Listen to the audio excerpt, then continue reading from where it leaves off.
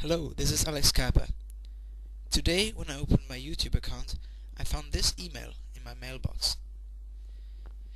If you look at the fourth line, you will read that, quote, "Free will allows for the existence of evil." I want to specify on this point a bit further and show that it simply cannot be true. If free will allows for the existence of evil, it must mean that free will entails that you want to do evil things. But then again, what is heaven supposed to be?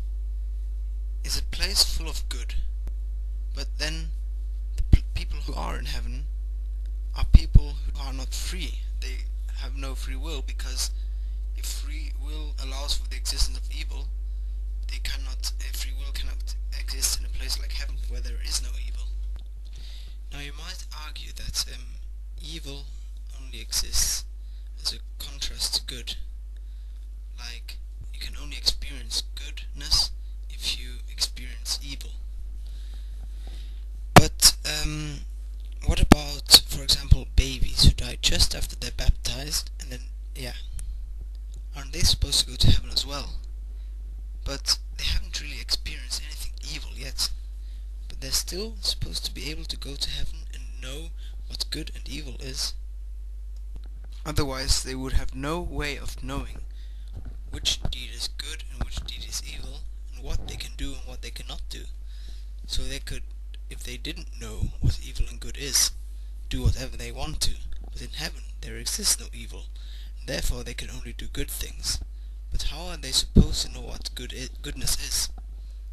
Therefore, the argument that you can only experience, or you can only know what goodness is if you have experienced evil, falls apart. So what I'm saying here, that free will doesn't entail that you want to do bad things, because otherwise a place like heaven would necessarily be a place where there would be no one with free will. The only possibility you can now have is that God created people who out of their free will do only good things, but also He created people who out of their free will do also bad things.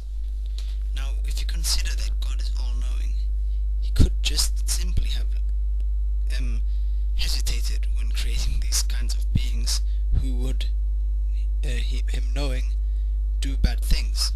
But why didn't He? The only possible answer you can give is that He created evil. Now if you read the fifth line of the email, it says, "An all-loving God should allow free will." And then it says, and that allows for evil.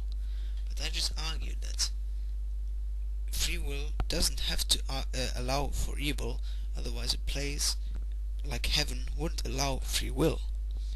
So, if God created people with free will, and we see evil in the world, it means that God created people who are evil, and therefore He created evil. But how can that be, that if He is all-loving?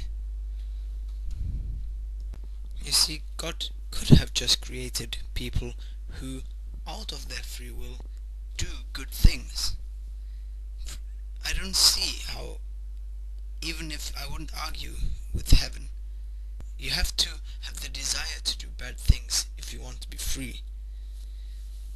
There are plenty of people, and that's how you define a good person, who is a person who doesn't want to do bad things. So my conclusion is, an all-loving God, and bearing in mind that He is supposedly all-knowing and all-powerful, would never create a world with evil in it. So why does evil exist? The problem of evil still stays, even if you invoke free will.